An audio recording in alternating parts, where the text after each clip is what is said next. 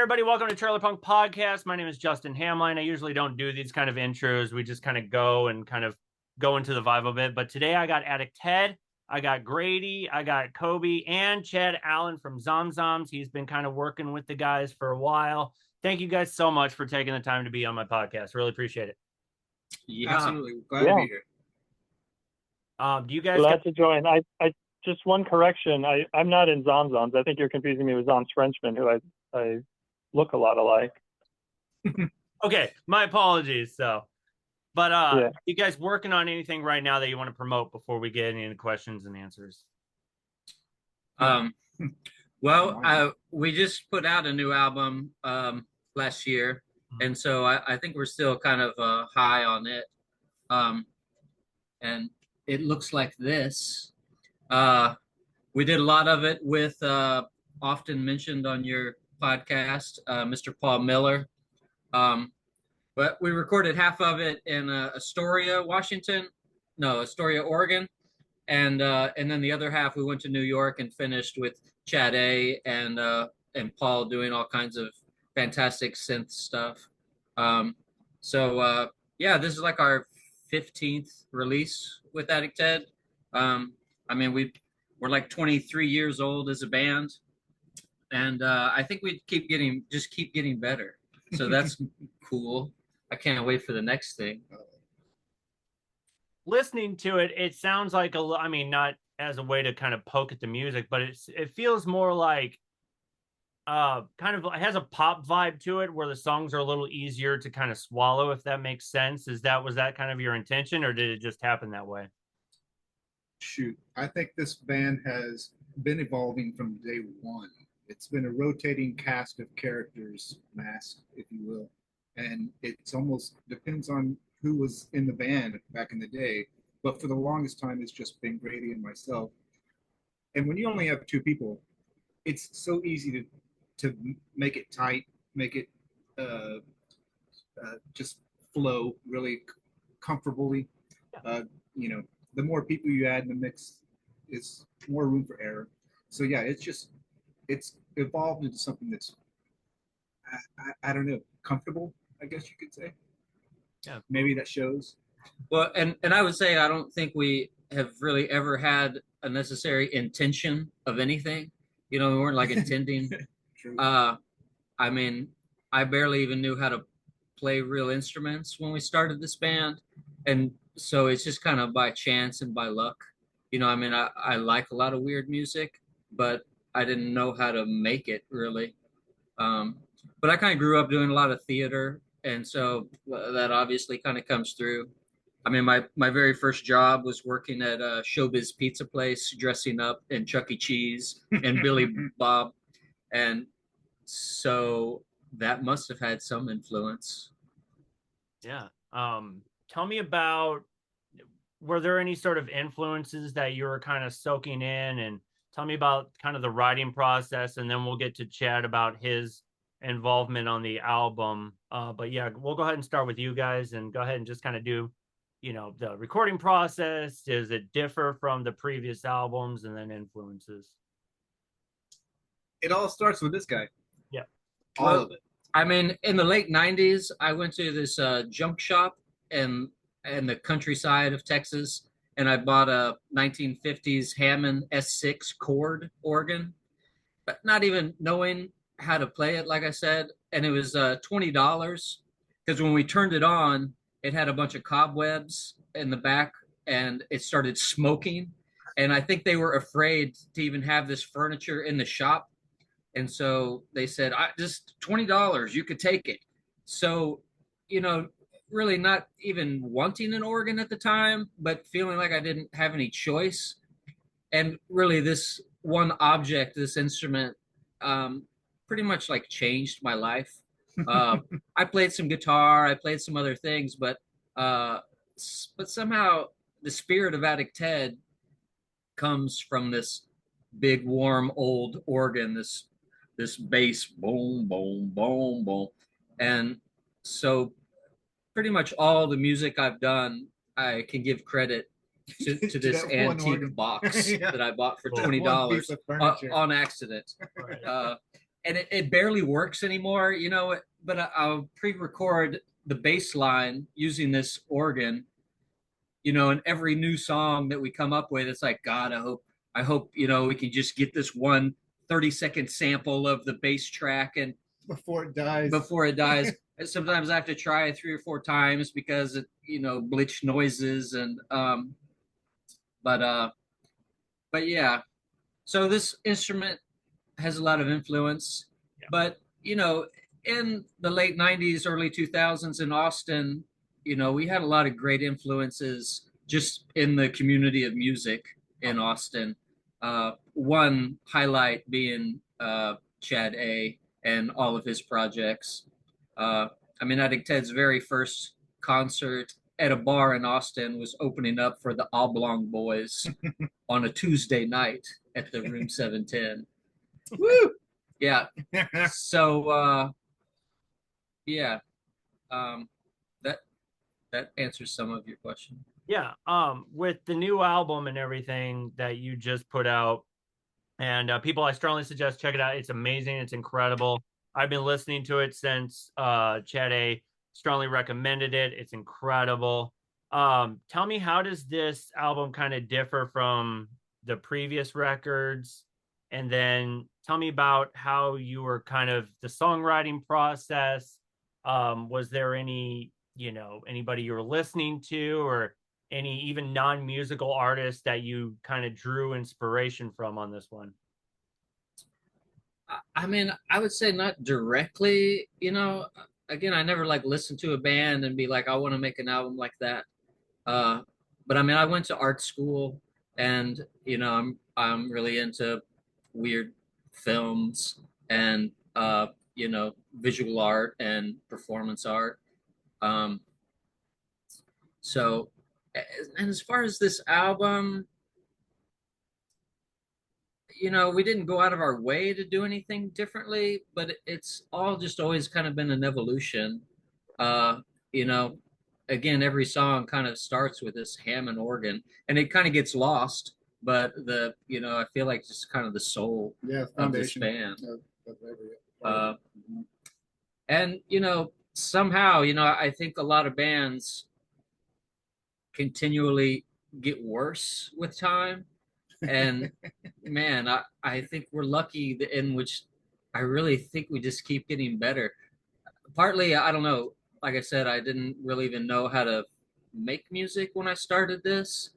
So maybe it's learning some things that way, or maybe just, I don't know, life experience or, um, but, you know, what I do is fairly simple, and I'm just always really lucky to have fantastic people that like what I'm doing to help fill it out. I mean, this guy and I have been playing music together since the late 90s. Yep. Chad Allen has always, yeah, been happy to come in and make weird synthesizer noises. The fact that Paul will help us record, and then we'll be listening to it and be like, I think it needs a little of this. Yeah. You know, I mean, like, nothing could make me happier in the world than, you know, to have these friends that want to join in. Yeah, great community. Yeah. Yeah, tell me about your input on this album. You know, they called you. Is there anything else you want to add to the conversation? Yeah, I mean, I've been playing with Addict Ted since, I don't know what, Grady, 2007 or 8? Something like that. And Yeah. I played drums and synthesizers at different points live. And then I don't think I recorded until Kafka Dreaming. Is that right? Right. And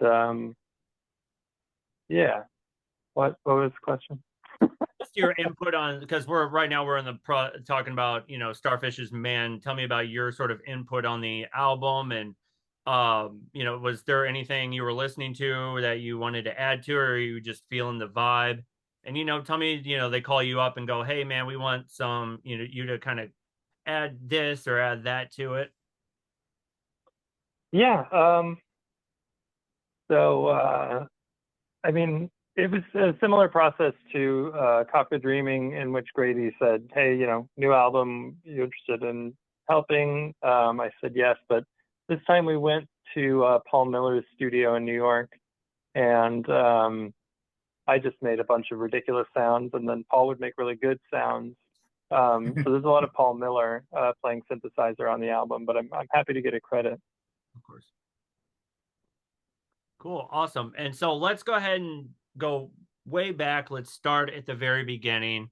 Grady and then Kobe, you can chime in about your sort of history, and then we'll kind of make our way into, Chad Allen territory, so I don't feel like he's left out, and then we'll kind of go through a timeline. So let's go ahead and start out. Grady, did you grow up in Texas and, born and raised in Austin type situation? I spent most of my childhood in Texas, school years. I spent a few years in Wichita, Kansas as a young kid. But yeah, was in Austin since I was about 12 I now live in San Marcos, a small town just south of Austin. That's a cool little college town. When Attic Ted started, Austin was kind of our main place where we wanted to be and wanted to play. And now it's kind of the main place we want to avoid. We go and play shows up there, but maybe it's just has to do with getting older too. But no, I think Austin is just not as cool as it used to be. But in the early days, Austin was fantastic. And there was a lot of venues and a lot of people making weird, exciting music. Yeah. What place do you prefer to play, even if it's not Austin? Is there any other surrounding, cities that you're like, this is the place to go to play? Someone's living room. I always loved a house show. I'm a huge fan of house shows. Brussels, Belgium is a pretty cool place to play. Toulouse, I like Toulouse in the south of France. Yeah, I was gonna say, you did a really bang up job in the. We'll kind of get into the touring, but it was amazing to see the guys were able to go to Europe. I think that's really cool. Yeah, for sure. So when did you start getting involved in music? Was it theater and then music, or music and then theater? I mean, as a kid, I did a lot of music theater, Okay. and but it was more like singing and stuff, not playing instruments. I mean, I always wanted to be in a band, but I was never very good at instruments. So that's why this Hammond S6, it's so simple. It kind of plays itself. Yeah, it's just a few buttons and two bass pedals. It made it so simple. Yeah, we actually accidentally started a band in the late 90s called the Carnies with a guy named Bob Taylor, who used to do a band called the Hammocks in Austin, which was the coolest weirdo punk thing I'd ever seen in the early 90s, mid 90s. But yeah, we did this band, the Carnies, the three of us, and people loved it. And I thought it was just a total fluke. Yeah. It was just three guys just being silly and having fun. The songs were so simple. I mean, I say well crafted, by Bob Taylor, of course, but just very charming, and yeah, like you said, people just seem to like it for whatever reason, even though I think we were really not taking it serious at all. I mean, maybe that's the key. Don't take it serious, and it'll be fine. Leave it alone. I mean, the first album of the Carnies, I wasn't even good enough with the organ to hit both of the bass pedals, so I could just hit one. So it would just be like boom, boom, boom, boom, boom, boom, boom, boom, boom, boom. But it was kind of perfect for what we were doing. Yeah. And it was then a few years later that we started Attic Ted. Kobe and I would do a lot of home recordings, just because that's what we did for fun. Yeah. And that just kind of, with another friend, Lance McMahon, started playing out, like art openings where we'd set up our gear and hide behind it, it was before we were using masks. So that was like what, 98, 99? Yep, 2000. What was No, your, it's like, go ahead. I was gonna say, what was your kind of home setup? Was it like, a 4-track recorder where you used laptops? Yeah. Like, tell me about kind of your gear in the beginning, and you can go into how it kind of evolved from there. Yeah, Tascam Photo Yeah. Studio. And That's until it wore out. Yeah. Just until a couple years ago, I had to stop using it because, you know, it it was just I had recorded 500 songs on it and it didn't work anymore, and I was very sad to let it go. Was that But all that music? Did it just go with the machine, or were you able to kind of transfer it over into digital? I mean, you know, Some of it. all those songs started on the 4 track, Yeah. and then we would record them in the studio for real. Um, but the 4 track and learning to be so creative with just 4 tracks, um, man, it was so fun. You know, a challenge like, all right, let's put like 10 things down on these 4 tracks, and uh, yeah, it's the best. I've never used a computer to record. I still use a Tascam. I got a digital one, but it's the one that looks like the old 4 track. Treat So it like a like I want knobs to turn, you know. Uh, I'm glad other people know how to do the fancy stuff, but man, I don't have the capacity to want Same. to learn. same. What was the gear? I mean, I know you brought up the Hammond. Is there any other little knickknack keyboards and stuff that you were using in the beginning? Little Yeah. recorders and crap. Clarinet, Casio, you know, and for a long time, I mean, we took a lot of pride in using like the shittiest, cheapest, brokest stuff. You know, I if you go to a show and some band had all this fancy gear, it's always like, oh God. You know, I mean, we took a lot of pride in the fact that we didn't. I hadn't spent more than like $40 on anything that we had. Um, and I've gotten over that now, but I still I love being creative and resourceful with you know, just whatever whatever you stumble upon. Yeah, I mean, hell, there were shows where I, as a drummer, I would play whatever I could find around me. Maybe I thought there was going to be a drum set there, but oh, guess what? There's not. Well, there's a bucket over there. There's a piece of metal corrugated something over here. All right, I think this will work. I've got some sticks. That's all I need. And with the 4 track, a pizza box makes a really good bass drum sound. Yeah. Yes. And so, you know, it was part of the routine. Yeah. Order a pizza, get some beer, pull out the 4 track. And then, Kobe, when did you start kind of getting involved musically? I don't want to leave you out of anything, but kind of what was your kind of steps and building blocks, and then kind of how you maneuvered your way into Addict Ted? Well, I was in high school metal bands, thrash punk metal bands ever since like 9th, 10th grade from Victoria, Texas. That's where I'm from. And the band I was in at the time in 1990, we moved to Austin. And we were at that point, we turned into a prog rock band. But I started playing keyboards at that point. But I've been playing music and in bands since high school. I've never not been playing in a band. But in '98, I moved to San Marcos because my wife at the time was going to school here at Texas State. And that's where I met this guy. And yeah, and we've been making goofy recordings ever since. Yep. But yeah, originally I was a loud punk rock drummer. Well, I'm still a loud drummer. I won't get too deep into that. I need to be told to shut up more often than I am. It's a drummer thing. I'm a drummer, and there's always this moment where you can't help it, but you get involved, and then you're just feeling it. All your energy is like pressed down. Thank you, Justin. Thank you. Louder, yeah. You get me. Well, and the thing is, sometimes he tries to play quietly, and I'll look over at him, and he's just like so bored, you know. And so I'm just like, okay, can we turn me up, and then he can play louder? Because like, if Kobe's not having fun, I'm not having fun. So it's yeah. And then, so did you go into school for like, art, theater, or music or anything like that? Me? Both of you? No, I didn't go to school for anything. Okay. But yeah, I guess you went to art school. I went to like visual art school, like painting and drawing. Yeah, tell me about that, and then kind of how you started, music and then masks. Tell me about how that kind of into this big ball of awesome. Um, well, I mean, part of it was just that being on stage as a musician is like super embarrassing. And it, we started Attic Ted, like we did our first shows like in October. Mhm. And so at the end of the month was Halloween.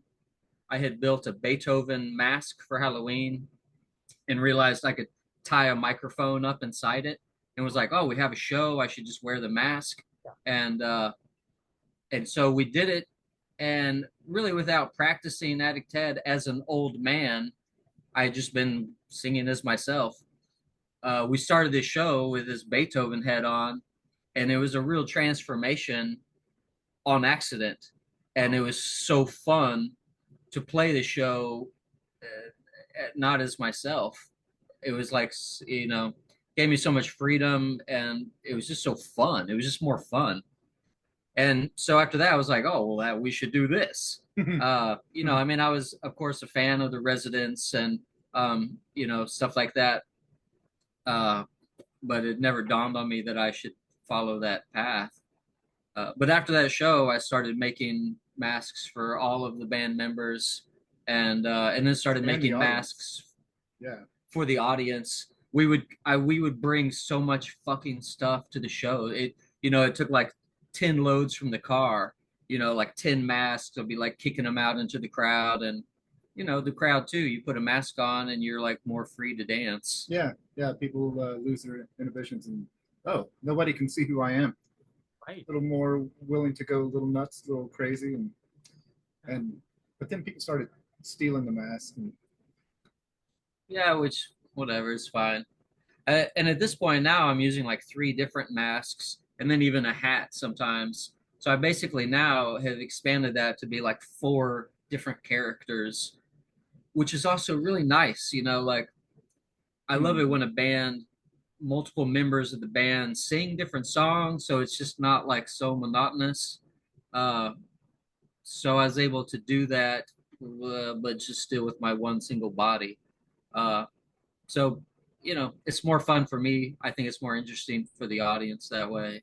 Uh, yeah. not to mention the masks are pretty amazing. What They're this guy amazing. does They're is Oh yeah. pretty crazy. I brought some. They're just cardboard.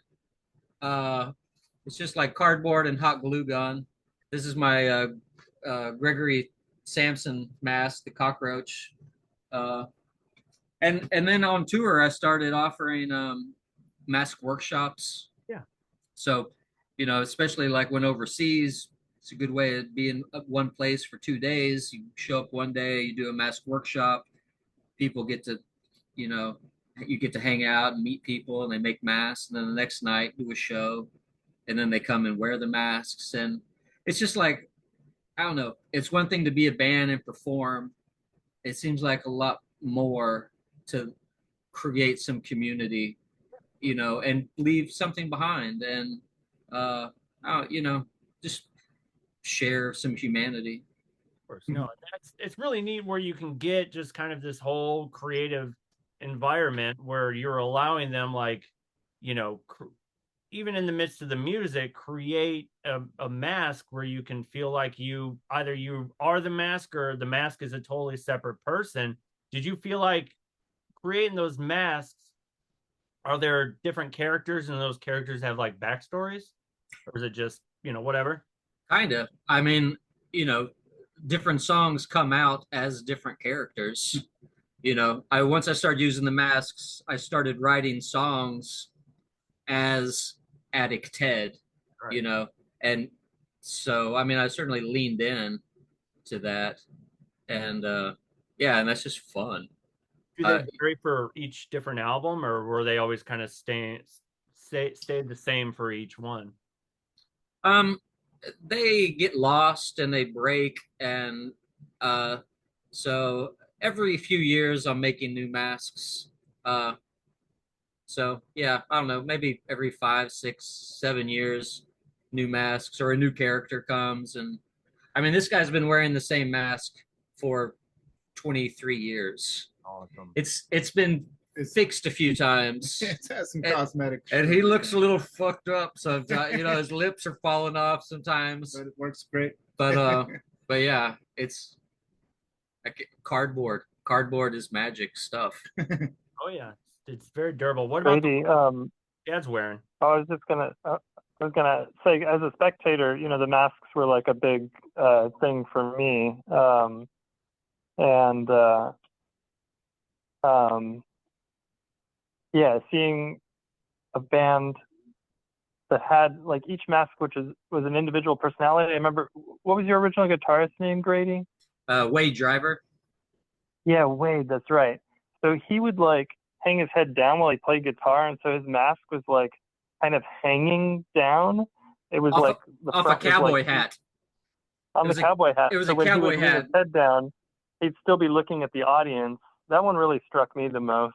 And it was just, yeah, I mean, we were dressing in costumes too. Other bands were dressing in costumes, but Addicts Head just had the most unique, like, it was like craftier. It was like more artistic. It was more like, I don't know, this kind of raw and fun. And it gave each band member like this heightened personality in the group, even if they weren't saying anything or like even like doing anything, behaving strangely. They all had these strange masks on. So it was just extra exciting.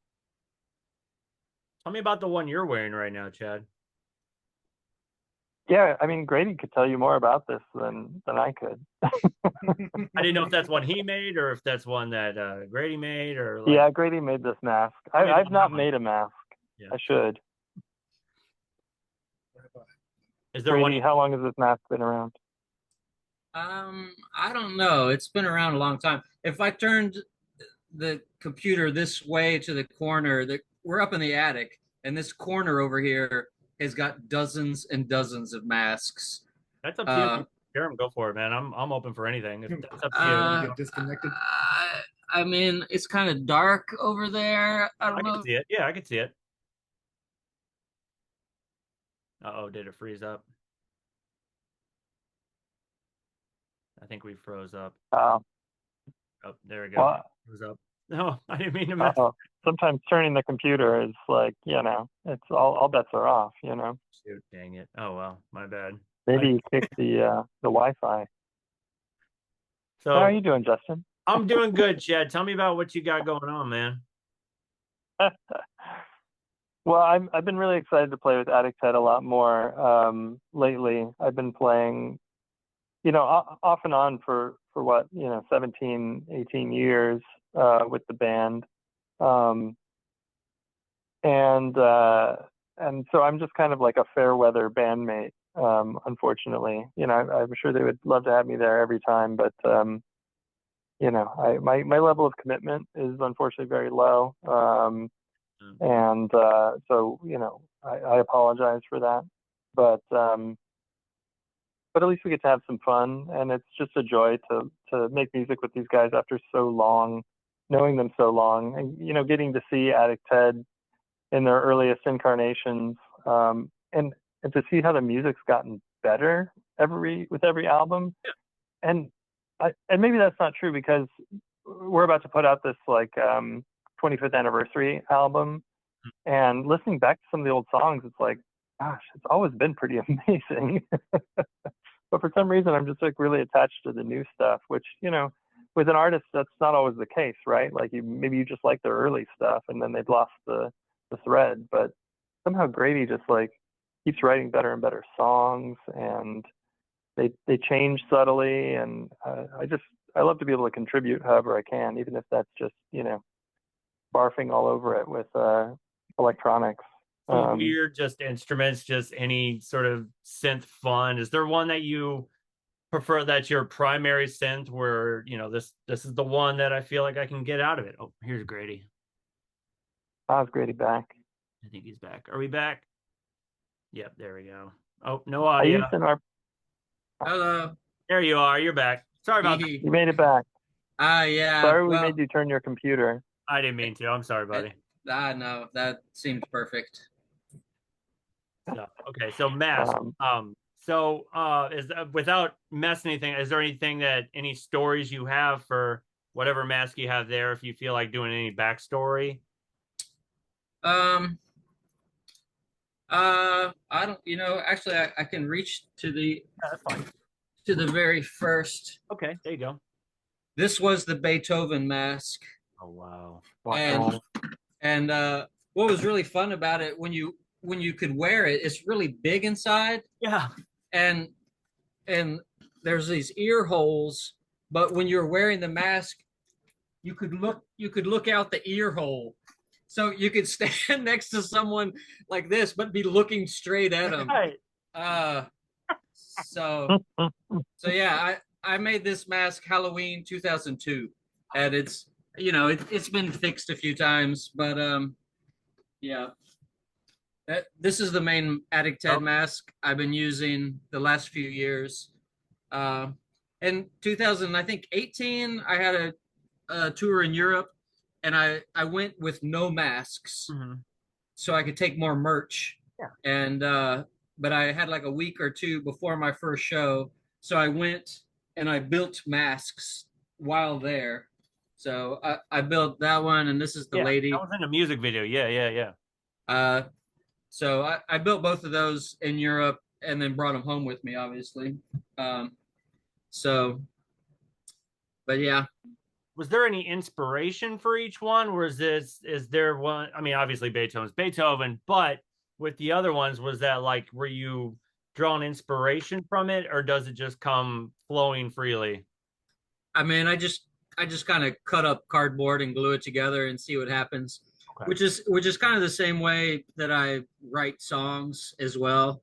I mean, I never go in with like any intention of like, oh, I'm gonna write a song like this. It's more I'm just like fucking around with Right. the keyboard or the guitar, and a melody comes in. I'm like, oh, okay, this has something, and I put it on loop, and then like, it anytime I'm writing a song, I feel like I'm just kind of like, Taking pieces out of the air and just going, this okay, that you know for that. sure, yeah, and it just somehow comes together.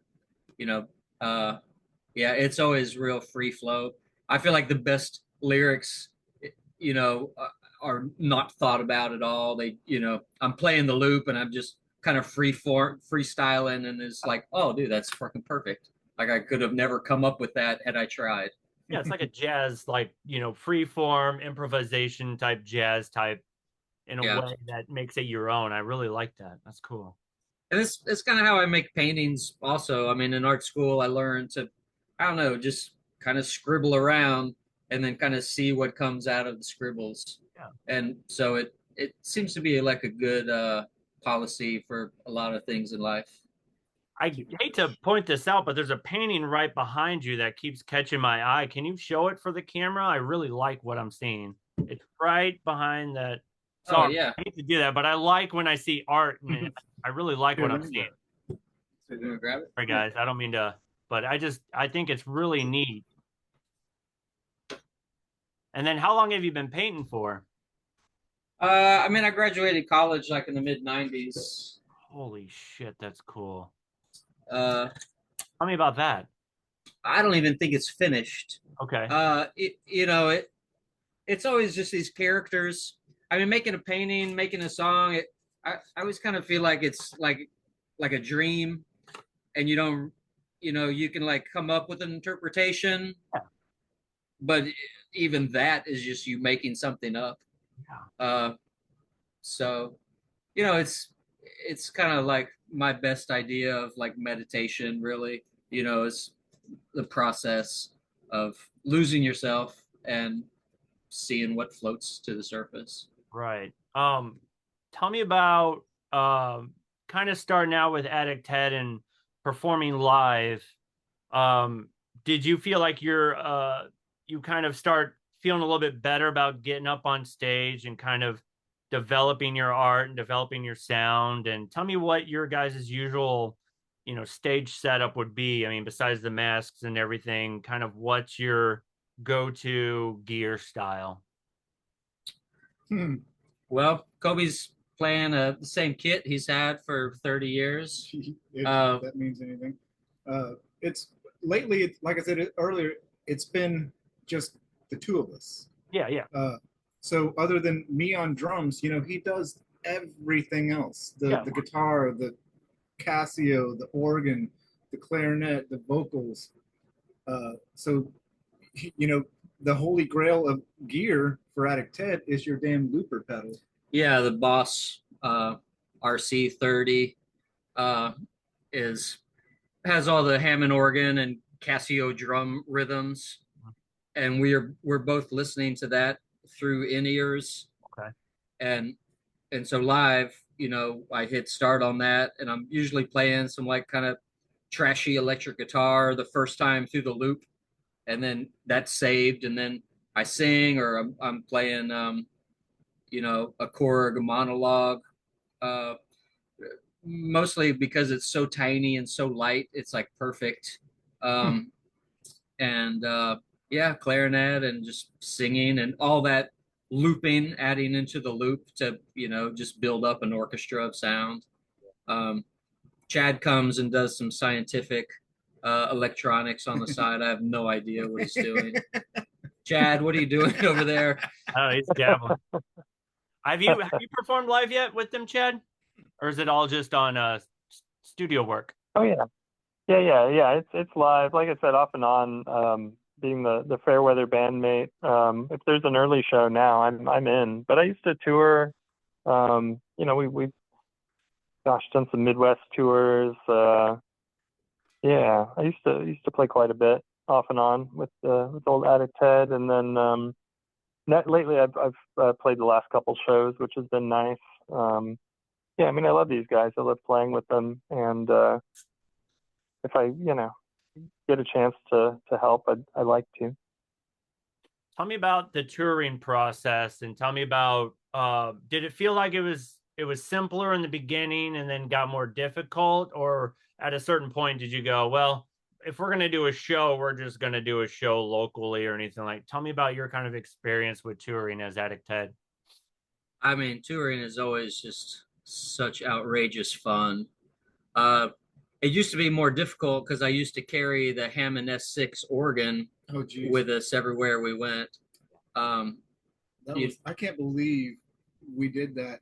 I mean, I remember playing at University in Chicago, was it? And yeah, I mean, that was with the Carnies, I believe, but lug that thing up, what, 3 flights of stairs? Tiny little staircases. Yeah, you know, all the shows in Chicago and St. Louis are always in basements, and they're on the ricketiest, most fucked up staircases, and you know.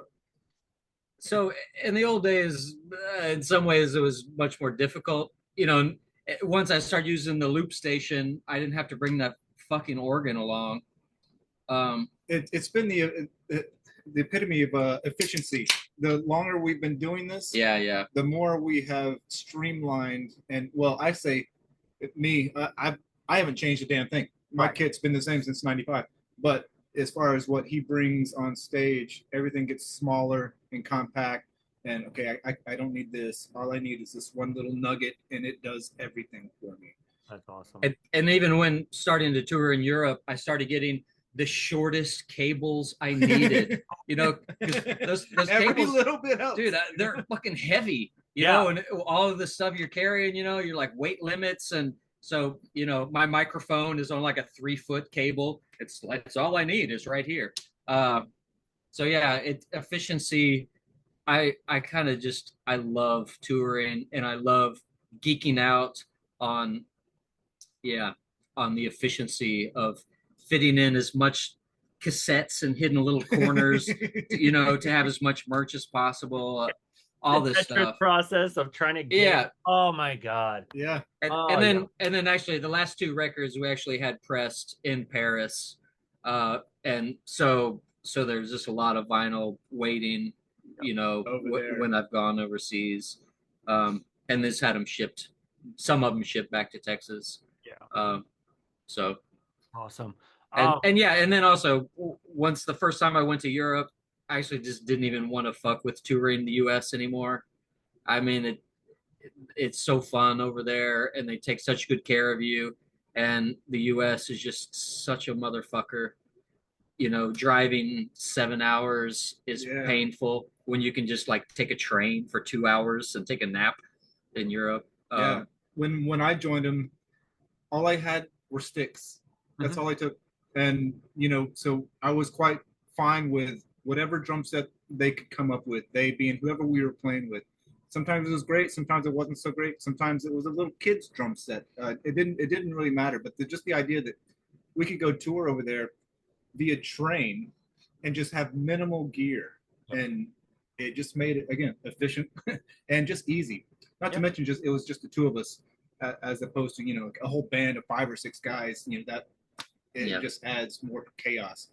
Yeah. When it's just two, it's efficiency is key. I'll keep saying that. But I mean, in the early 2000s, at one point, Attic Ted was like 6 members, and it was super fun. But Jesus, like it's I mean, me and Kobe and me and Chad, like these guys are like so fantastic to be around, and and yeah, you get 6 members of crazy people on tour, and that's hard work. Drama is inevitable. People being lost and oh god, fuck. So yeah, again, efficiency has been lovely. But I mean, it was super fun being a big band. Yeah.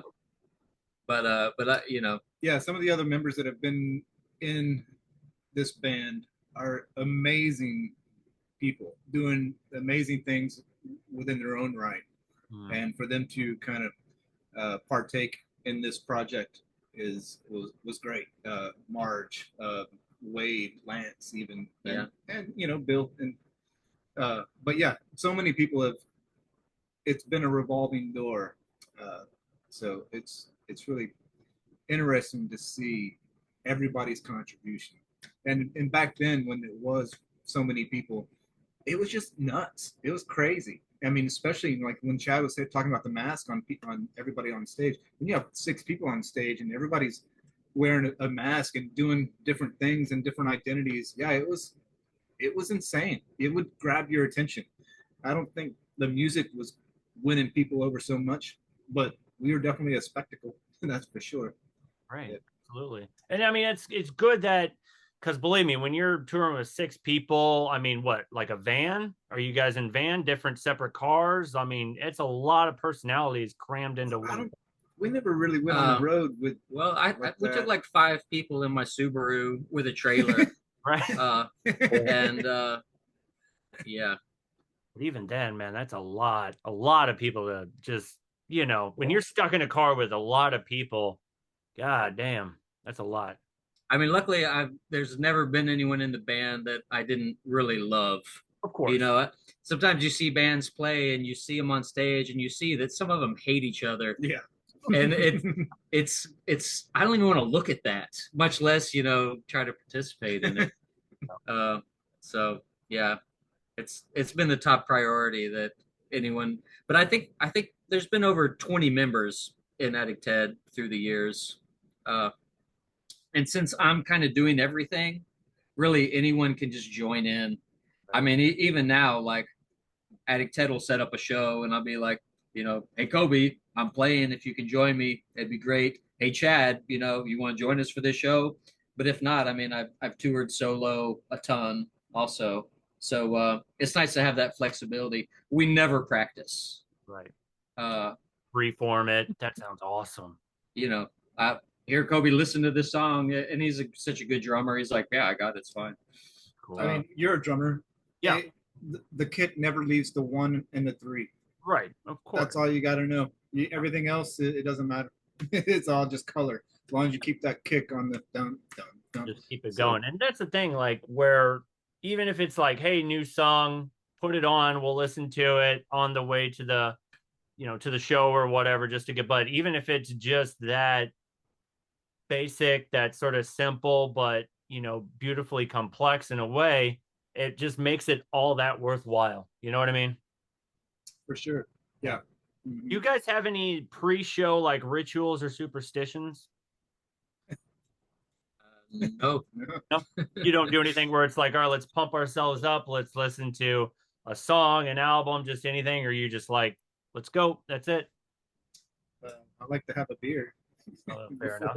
Play, but that's about as deep as it gets. There you go.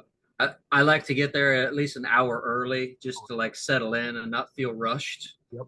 But you know, after playing 1,000 shows, I don't know, it feels pretty second nature, and it's just like good fun. Cool. Yeah. Tell me about when you went to Europe. Tell me about the different experience from there versus the US. I know I've heard they're a little bit more welcoming.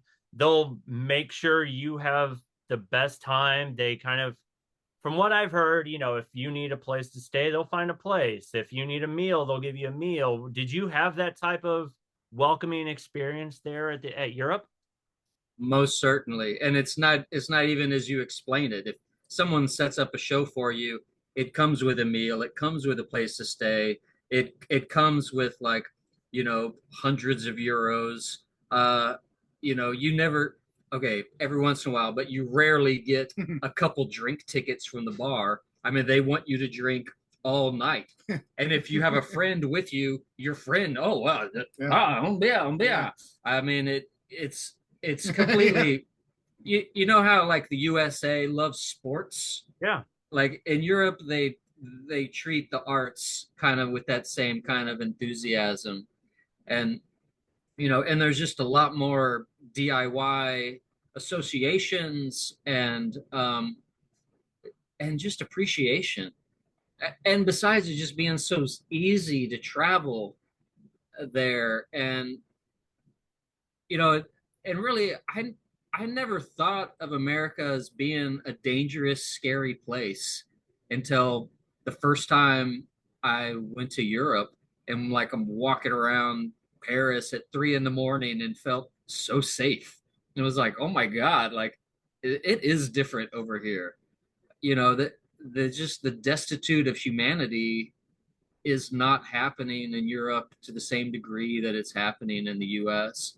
And and not only that, the age range of people coming to shows, in the US, people in their 20s go to shows, in their 30s, some in their 40s, 50s, no, 60s, no, 70s.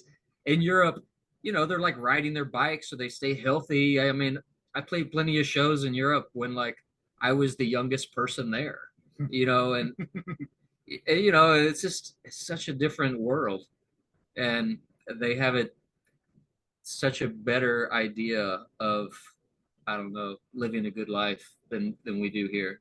And I will say, you're in St. Louis, right? Yeah. If I'm correct, I do believe that's the show. We were in St. Louis where there was a drive-by shooting that basically shut the show down. Okay, we're done. Everybody inside. That's it. Show's over. Like everyone hit the floor. Yeah. And actually, the last 2 times I played in St. Louis, there was drive-by shootings in front of the venue, and I that doesn't happen in Europe. Right, I know it's unfortunate.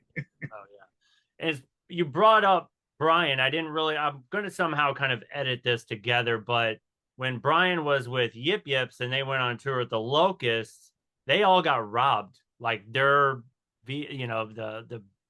band merch was stolen.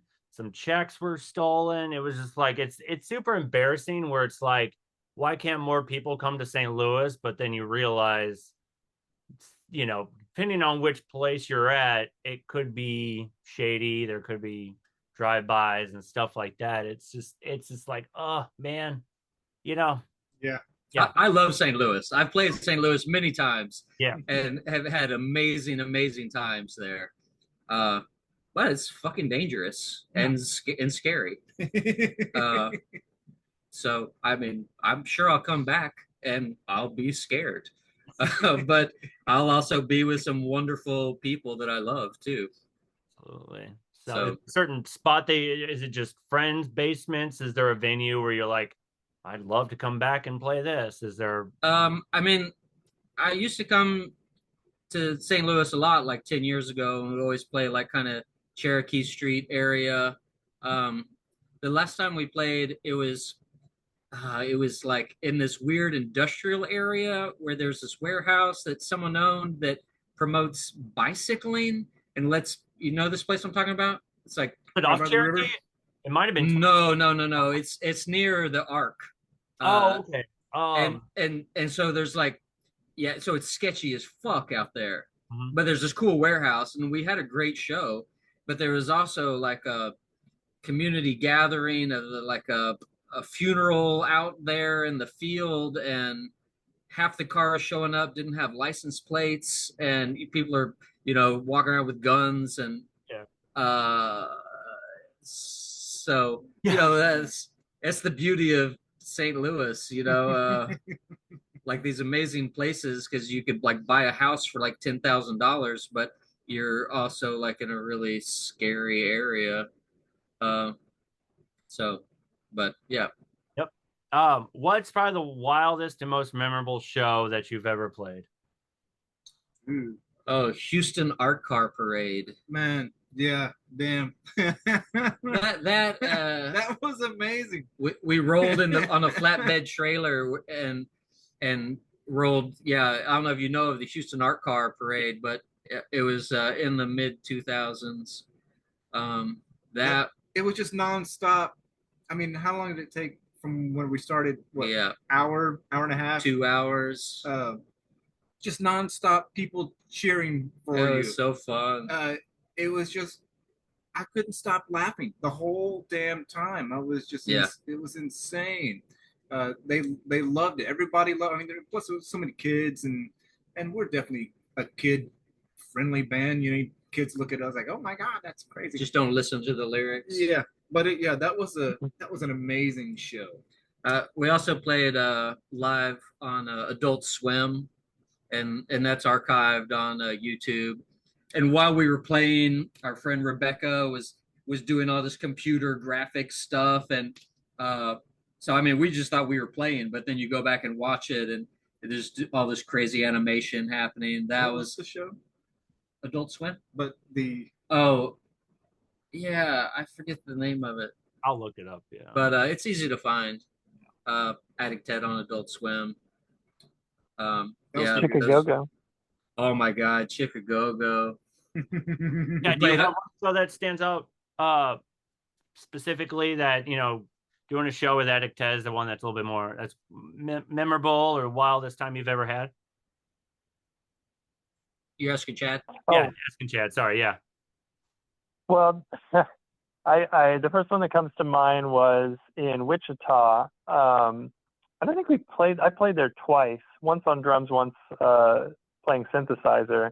But I had this, there used to be this product called TV Be Gone, and it was like this keychain that would turn off every TV.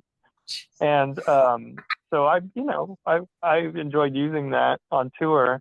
I just sitting behind the drum kit, and no one noticed that I was doing it. I just like take it out and press the button. And so that I kept shutting off the TVs in the bar in Wichita. And eventually the bartender kicked everybody out because he couldn't figure out what was going on. He shut down the bar because I was shutting off the TVs remotely. And yeah, that was a nice moment. Did it cut our show short, Grady, or were we done by that point? Maybe. It was near the end, but that bartender had been so sweet to me for so many years, and I was just like, God damn it, Chad, stop! And he was like, nope, brr, brr, brr. And it wasn't just at that. It wasn't just at that venue. He did it like at every little Mexican restaurant we ate at on the side streets. Oh, God damn you! That was a good time. I hate TV, and normally I would be like, please, but yeah. Usually, like, I'll play venues, and it would drive me nuts because they would have sports on or something in the background, and you're just like, you want all the attention to you. The only time that ever was like cool about it is that one time one venue had like, I think it was like Return of the Living Dead. Another one had like a big screen, so it was kind of playing in the background of my performance. But then they had like black and white, public domain science fiction-y type thing that really just went with the vibe of the whole music. I just kind of went with the just kind of did this whole free form with the the movie or clips playing in the background. It was so cool. That's the only time where I can be like, have that going where it just feels like there's something that matches the environment, Yeah. But so you brought on looking you up, hold on, let me pull it up. You mentioned, David Lynch, and is it Pedro? I'm gonna screw this name up. Almodovar. Yeah, as your, visual influences and this sort of influences music. I mean, that obviously, so tell me about what about those two that really pushed you and moved you into music and visual presentation? Uh, well, I mean, there's lots of like weird filmmakers, and I love film just because it's not only storytelling, but it's music, it's visuals, it's all the things. Uh, and I feel like with Addict Ted, we're not just a band, we're like trying to bring in as many different elements as possible. So yeah, I think I might mention that as a influence just because I'm not just influenced by other bands. It's bigger than that.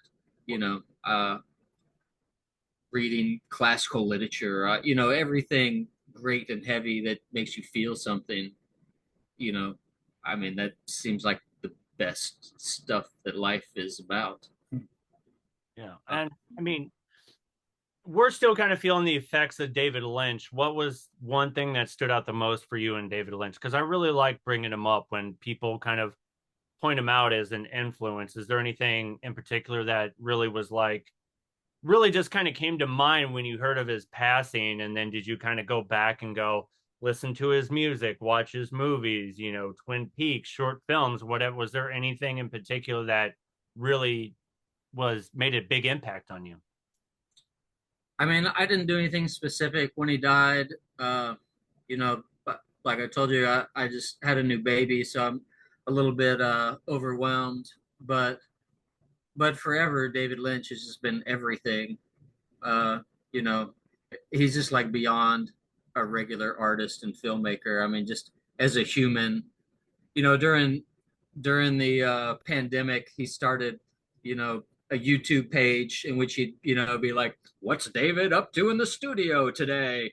And it'd be like tutorials on, "Well, I've got a rip in these jeans. I'm gonna show you how I patch my pants. I use some wood glue, and then, it's just like, oh my god, like just what a fucking beautiful human. Wow. Besides being like the best artist and influence, just like a fucking kind human that I just wanted to absorb. Uh, so, I mean, I feel like the best artists, hopefully, I don't know, hopefully they're also the best humans, like, I don't know. Sure, there's some great artists that are fucking rotten humans, and I can appreciate their art Of course. also, but David Lynch is just like one of a kind. So, yeah. Well, since I got Chad here, I want to bring up, was it your guys' music video for, was it Oh No, where you paid Yeah. respect to Oblong? Tell me about, wanting to come up with that, the sort of inspiration behind it, and just how you guys created that. Because, I mean, I brought it up on Zamzam's podcast, but now I kind of want to bring it full circle with you guys. Tell me about that inspiration, the creative moment, why you added the song to the to the album, and just kind of bring it all into one big roundup. You know what I mean? Yeah, Chad? I guess. Well, the song originally was inspired by the Oblong Boys. Was it about the Oblong Boys, Grady, or just inspired by this idea that they had? I mean, there was two early songs. One was called Bob Long, Bob which Along? was about the Yeah. Oblong Boys. And then Oh No, I was thinking of the Oblong Boys walking home, and the melody hit me, and I ran inside and wrote the song real fast. So it was directly influenced by yeah, you guys. Yeah. So I thought it would be funny if yeah, if Grady and Kobe were like, got a tape of the Oblong Boys somehow and watched it and decided like, oh yeah, let's put on those costumes and make this song um, inspired by the Oblong Boys. So it was kind of like a weird ad hoc, meta circle that we made out of it, and it was really funny to to watch them actually make the Oblong Boys costumes, which were like just construction paper, and having to go back and like, oh, okay, get this construction paper and explain like how to make it, after all these years, was really funny. I don't know. I thought it just turned out pretty well, and our friend Steffi B was in it as the angry neighbor. And yeah, I'd never made a narrative video before, so it was a treat. I'm really glad I got to do that. Yeah, And we originally wrote that song in like 2003, and then on this album we did a new recording of it because we loved that song so much and didn't think people had really heard it. I mean, it was on the album that we released in 2003, and we still play it. It's like one of the old songs that we still play as a encore because it's like a minute and a half it's pretty long. short. And it's just so fun. Super sweet. So yeah, the Oblong Boys were a huge influence on us, even though they played their last show at Addict Ted's first show.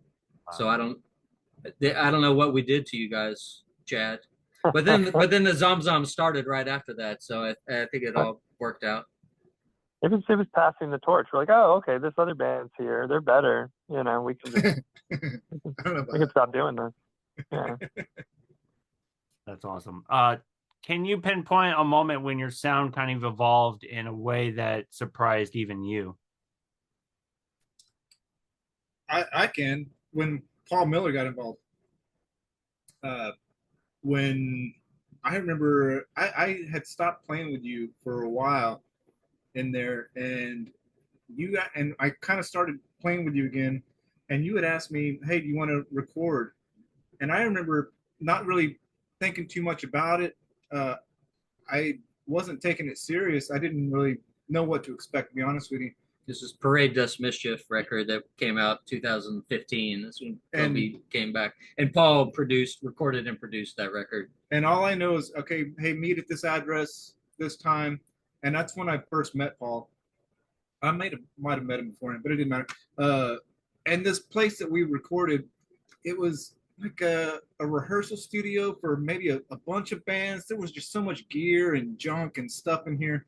And Paul had this little thing going on. I mean, he was using like a little 16 track, not even a 16 track, 8 track. I think probably 16. But either way, real to real. It's not like we were doing anything high-end professional and putting a lot of money and thought and efforts into this. No, we're just getting together and doing what we do, and some guy was going to record it. And it didn't dawn on me until after I started hearing some of the mixes coming in from Paul that, oh, this is awesome. This sounds great. This sounds exactly what I would have in my head. Maybe not when we're actually on stage together, all the times I just hear my hi-hat and my kick or whatever, maybe it was something, but it sounded real. It sounded, I was just very impressed. Mm-hmm. And so from that point on, of course, I'm a Paul D. Miller fan. And I guess after that, we've only used Paul for our recordings if it's in the cards. Yeah. But yeah, once he got involved, I feel like it kind of made things sound legit, as opposed to compared to when we were just doing 4-track recordings, or even other recordings that we had done before that. Whatever, I don't know what he does. He's just got a mad scientist touch on how he does things, and it really showed. And that's where I was impressed, as you say. Yeah, I mean, he's produced our last 3 studio albums, and then we released an album of early home recordings that were all 4-track, but he mixed and mastered all that stuff too. And he's like a mad science genius. Yeah. And what gear were you kind of going in with it? And was everything all done like high-end studio, the whole mixer? Are you guys, using a digital audio workshop when you're in the process of recording? Well, that particular recording it never saw the light of day as far as digital goes. Mm-hmm. Yeah, I think Parade Dust Mischief was never digitized at all.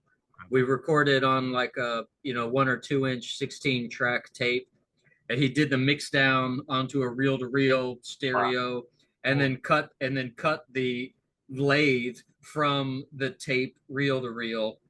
So like it's the album that nothing was digitized. I mean, it's about as pure as you can get. Yeah. It's just so fun to work with him, just because he loves it so much. And I don't know, you know, some studio dudes are just like, you just don't want to fucking be around them. Yeah. But it's just, I don't know. Anytime we get to hang out with Paul, I just feel special. Yeah. And then did it feel intimidating going into like a whole recording studio, a whole setup, and then you just felt like you're like, okay, I'm comfortable enough with this guy where I feel like there's a balance where the producer's not overpowering your recording process, but you guys are given this same amount of input into the whole recording process? No, I mean, it wasn't a fancy studio. No. Okay. Half of that first album was recorded in his living room. Oh wow! Okay. That is full of so much gear that there wasn't even a place to sit down. Cool. Like you had to like move some shit to like sit on the couch in between sessions. So it was never about. I was never intimidated by the scenery, but yeah. Okay. And then now when we went to Astoria, that's a different story. Yeah. As far as the studio goes, that was a crazy studio. Mike Vasquez he's got the spot. This newest record, we recorded half of it in Astoria with Sweatbox Studio, Mike Vasquez, and he lives in a Barbie dream house. So being there was like a fucking dream. So we recorded all the instruments there and then shipped that to Paul. And then Chad and I went to New York to finish with all the synthesizers and the vocals up there. Awesome. That's fantastic, man. I like hearing that type of stuff. Is there anything that scares you the most, being misunderstood or being more predictable? Musically, or even just, theatrically when you're up on stage? Definitely not being misunderstood. I don't think any of us really give a shit about that. Right. Yeah. But yeah, I don't know. No, I don't think we're worried about either of those things. We've been doing this for so long. Right. I think we've already, I don't even think we need thick skin to fight off people who talk shit or don't get it, don't understand what we're doing. I don't think that doesn't faze us. I mean, It hasn't really been, it's not like we're in this for the money, or we're in this to try to win fans or clicks or views or likes or anything like that. So we've been doing this, just making silly music as good friends since '98, and we're still just doing the same thing. Nothing has really changed other than we've gotten better. Audibly, yes. Everything sounds incredible. Everything that I've seen, your music videos, just everything that you guys have been putting into it, it just, it just really struck a chord with me. And I really appreciate you guys taking the time to be on my podcast and just to geek out with me. I think it's really cool. So thank you guys so much. Cool. Well, thanks for having us, for sure. Yeah. Is there a certain genre or style that you'd love to experiment with, but you haven't yet? Well, like I said, I just had this baby, so I keep writing these kid songs. So look out. Album? Look out for Daddick Ted. I think I've got about 10 songs already worked out, and some of them are pretty fucking awesome. Yeah. So yeah. How are you finding the time? Because I'm a father of 3. I mean, all my kids are much older now, which is what gives me more time to kind of focus on the podcast and everything like that. I mean, my oldest is 16, my youngest is 9, almost 10 now. How do you find the time to try and, kind of have that balance of, working father husband life and, artistic creativity? Well, I mean, I'm not doing any big tours, this year. But hopefully next year, and hopefully we'll bring her along. I don't know. I mean, my partner works from home. I work from home, so we just kind of take turns. And you know, like I said, we don't have to practice to play Addict Ted shows, and the songs keep kind of falling out by accident. So it just kind of has a life of its own. We don't really even Yeah. have to do much about it That's a good way anymore. to put it. A life of its own. Yeah. That's Addict Ted. I know when things kind of went sideways with the video, Chad was bringing up a 25-year anniversary. Is it an album or anything? Do you guys want to go into that? Yeah, yeah. Um, So for the first 10 years of Addict Ted, we released 4 albums that were only on CD, but we fucking hate CDs now. And so we thought, well, it'd be a good opportunity to take the best 2, 3, 4 songs off each of those 4 albums and have Paul fix them up a little bit and then release them on vinyl. Uh, so so we have the songs chosen, and you know, we're not in a hurry, but I think within the next year, I think we'll be able to release, you know, basically like a greatest hits of the first decade of Addict Ted. Uh, and that's exciting. You know, I never listened to these old albums, and I had to listen to them a few times and then choose the favorite songs and listen a few more times. And I really, it's been so fun to hear the old stuff. You know, it's a lot of it's with other people that aren't here anymore. Uh, but still, it's like so charming. You know, some of it has a real different spirit, but it's all totally Addict Ted. And so it's going to be really exciting and fun to, yeah, offer it out. is there any specific, when you guys go live, is there certain songs where it's like these are fan favorites, or are you just kind of going with this kind of set list type situation? I mean, we never write a set list.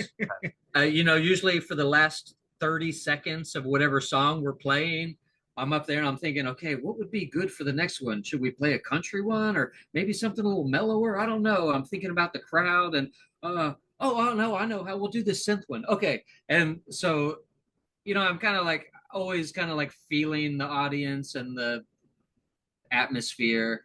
So it's kind of fun. You know, I mean, Kobe knows all these songs, so I just be like, okay, the next song is about this, and he knows what I mean, and then we play it. So, and we normally, you know, the newest stuff is usually my favorite. Yeah, there are definitely a couple that always find their way onto the set for sure. There's some old ones that are always there in the wings, but it's nice to not know how the evening's going to go and be able to kind of I don't know, be like a DJ at a club and check the vibe and be like, okay, we need some of this. Okay, let's get them dancing. Okay, we need to calm. I'm sweating. We need to calm down. So, and two, I don't have the energy to pre-plan. I don't know, and we don't have to, you know. And with Chad, tell me about that kind of experience where you kind of went in knowing, all right, so this is again just kind of free form improvisation. Were you comfortable with that, Chad, or was it kind of like, all right, just kind of go with the flow of everything? Yeah, I really like working that way, especially, you know, making music in this country where, you know, not everyone's really paying attention all the time. And I've been in bands where you practice really hard and you work on these songs forever, and then you go play them and like, yeah, maybe people are on their phones or they're just talking and they're just like not that interested. So I've been in bands before where it's just all improvisation, which is kind of like, to me, revenge, where it's like, oh, hey, you know, like I didn't, you don't know that I didn't pre-plan any of this because, you know, it just feels, it feels better that way to me. I mean, I love, you know, practicing and making up songs and recording, but like, if I'm going to play a show, I'd prefer to improvise just because then I don't feel like I've wasted my time. Yeah, what are you even playing over there? It just looks like a science experiment. Not now. On stage, what are you doing with that, Ted? What is that stuff? I actually I'm using like kind of the same thing for the video right now that I've been using live. So What the fuck? Well, that explains it. That's what it sounds like. This. Yeah. Tell me about the relationship, because Zomzoms is probably the one podcast that I had a huge response with. It was amazing because people were like, this is the first time they've been together in a while. You know, how did you get this going? Blah, blah. And it was just kind of just by the wind, just being like, hey, do you guys do, you know, da, da, da, da, da.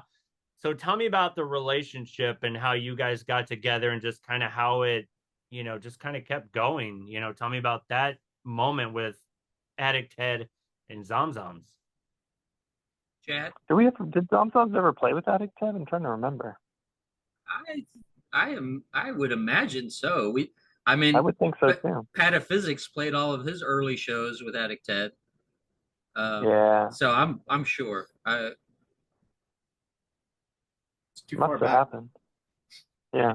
You know, like the relationship wise, I mean, was it just, I mean, if this is something you're trying to remember, was it just like a connection where you guys just kind of hung out? Was it performing live? And then just kind of how'd you guys just kind of keep the flow going with being connected and everything like that? It's a little tough because Grady's down in San Marcos, which isn't too far from Austin, but it's a different town. There's some towns in between, and you know, it's not always easy to like get out of town and hang out. So I don't know. Grady's just he's good at staying in touch, and it's always a joy. You know, it's always a joy to spend time with Grady, and if Addict Ted is an excuse to spend more time with Grady, well, that's a big motivation for me. And would you want like if this is even possible, have Addict Ted and Zomzoms just kind of do one-off show and just kind of go, let's see where this goes? We tried that. I've tried talking Chad into this many times, but Chad says he likes to practice, but I don't think he really wants to do that much work to put on a Zomzom show. Oh yeah, I mean that would just be impossible. Like the gear isn't around anymore. It was so specific to what we were using, and oh gosh, I don't know. I'd rather like make up new music than try to do a reunion show of some old band. You know. That makes sense. Sounds But I more mean, fun to me. it's as soon as I met the Oblong Boys and then the Zomzoms, I mean, Pat became a very close friend. And Chad and Matt. I mean, all those guys. We've stayed together for friends for the over 20 years. I mean, Pat Healy has a kids band called the Telephone Company, and I mean they played at my older daughter's like second birthday party. I mean it's family at this point. Yeah. Awesome. Before I let you guys go, I want to promote your tattoos. Tell me about Addict Ted Tattoos. I know you have it on your social media and everything. Is it just you taking the time to just draw? Are you a tattoo artist, or is this just, hey, here's my art, you can now put it on your skin? Well, what's funny, during the pandemic, when the pandemic hit and I could no longer play Addict Ted shows, my older daughter, who at the time was about 20, convinced me to give her a tattoo, and it was really fun and cool. And so during the pandemic, when there was no music happening, I started doing tattoos, and they became kind of like small performance pieces of a chance to be with friends and something to share on social media. And I mean, I have a history of art, but I hated tattoo culture because tattoo shop stuff is just dumb, and mostly. But again, in Europe, I met all these kids traveling that do real underground tattoo stuff that like looks like little kid drawings, and realized like people are just like traveling the world with their tattoo gun in their backpack and like living life. And it was like, okay, now this is fucking cool. Yeah. A light bulb went off. So that was inspiration. And then with the pandemic, it kind of gave me a moment to learn something new. But But besides that, because people aren't in San Marcos, they can't really utilize my services that way. I did want to mention that, you know, Addict Head has almost exclusively released all of our own music over the last 23 years, partly because no one has ever offered to release any Addict Head music. So it kind of became necessary to do it ourselves. And so I started a record label called Pecan Crazy. And with Pecan Crazy, you know, touring, meeting lots of good weirdos. We've put out a shit ton of cassettes of perfectly wonderful weird bands. So if I could talk about a couple of them real fast as we close. Yes, absolutely. For instance, I think we released the very first Pataphysics record, and it's My Phone's About to Die. And this is just a fucking masterpiece. Some other things that are huge influences on both me and Chad. Here's a band from Seattle, the Fabulous Downey Brothers. I had them on, yeah. Yep, I had them on. They are just fucking precious and amazing. So I've actually released 2 things for them. This is their newest thing that the VR is fantastic. I released an early thing for them that was a split with Modal Zork, who was also, you know, just fucking psychotic, fantastic synthesizer weirdo, like just the fucking full on perfect Zolo continuation. So there's that split, and then there's another. I think this was his second Modal Zork album on cassette. Of course, there's Gary Wilson and the Blind Dates, which is basically Pat and Sam Vandalinder and Paul Miller backing up the wonderful Gary Wilson. This is a live show. I think I only have like 2 of these left. So, right. You know, so hopefully they'll be sold out by the time anyone watches this the link. I'll definitely podcast. One of my very favorite bands from France is this guy Zad Coker, who plays just crazy weirdo noise, just fun, fantastic art. He's just a fantastic artist and a rad fellow. And the latest thing that we put out is Louis Bruno, which is, maybe you've heard of his project. It used to be called was it I'm an Alien? Yeah, I think, yeah. And so this is his solo project. I haven't even put this up on the Pecan Crazy page because I don't think I have the actual songs or something. I think I'm just fucking lazy. Or I'm not lazy. I'm busy doing other things. You're busy, yeah. But this tape is fucking fun and fantastic, and all the Pecan Crazy family is, you know, it's all the weirdos I've met on tour and friends in Austin that make weird music that, you know, I spent a little money to make cassettes to hopefully share the music because I think it's fantastic stuff. And so anyway, thanks for letting me put that plug in at the end. If anyone listened all the way through, but yeah. Yeah, thank you. Before I get to my last question, is there anything else you guys want to say or promote or anything like that? I think I just did that. I know, yeah. I thought that's what I just did. Chad, if there's anything. Yeah, but surely there's something else. There's got to be something else. Just generally, it doesn't even have to be related. Yeah, you can keep an eye out. There's a new Addict Head music video in the works being made by Jeffrey Garcia, who's made a lot of our other Addict Head music videos, and they're just always outrageous and colorful and fantastic. So you can find, you know, the Addict Head YouTube page, and yeah. So that's all that's really in the near future. Toby, is there anything you want to add, or Chad, if there's anything you want to add or promote or anything before I let you guys go?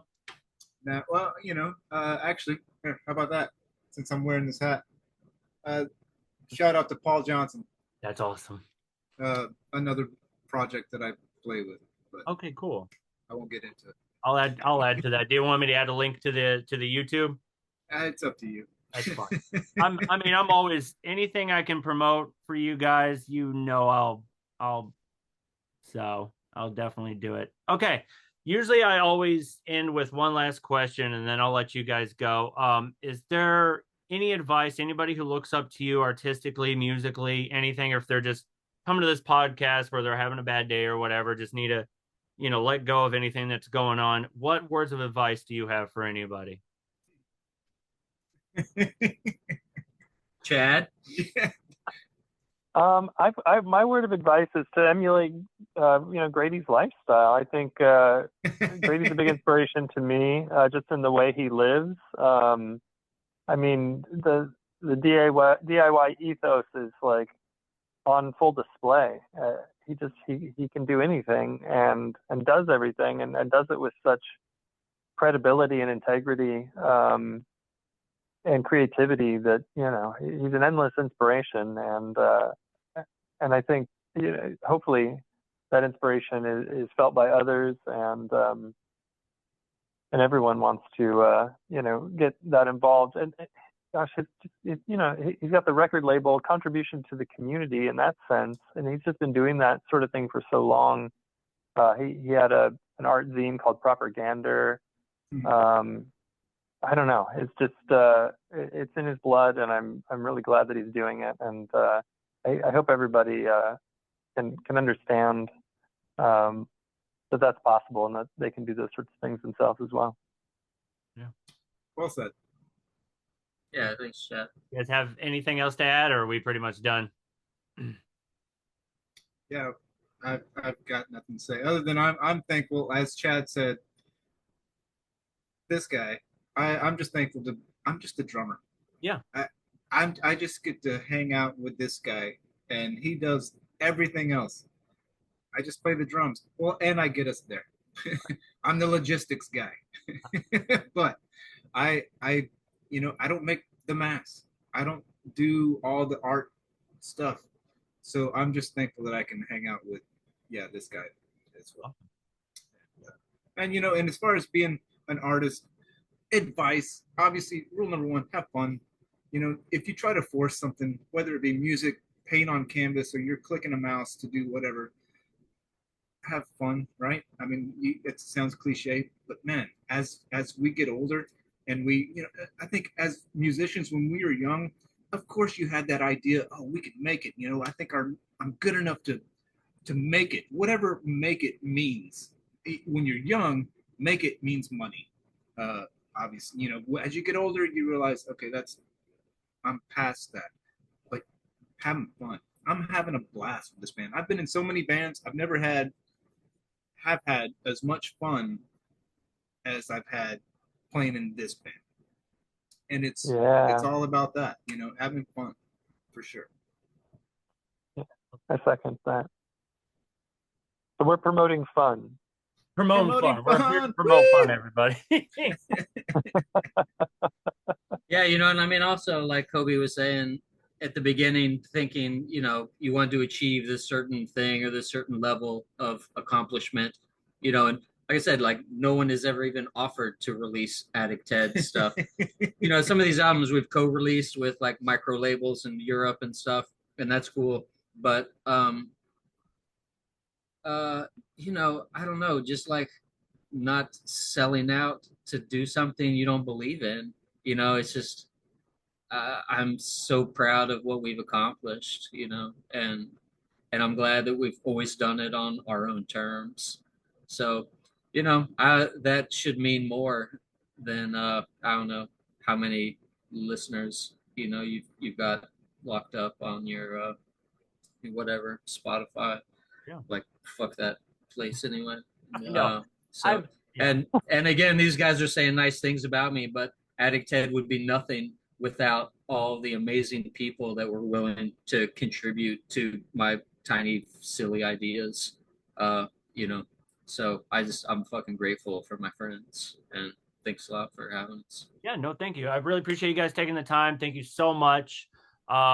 Yeah, I mean, I appreciate your guys' time. I'm looking forward to hearing what you guys got next. And thank you guys so much. I really appreciate it. All right. Welcome. Yeah, thanks, Justin. It's good to spend time on Zoom with you again. Yep. Thanks, guys.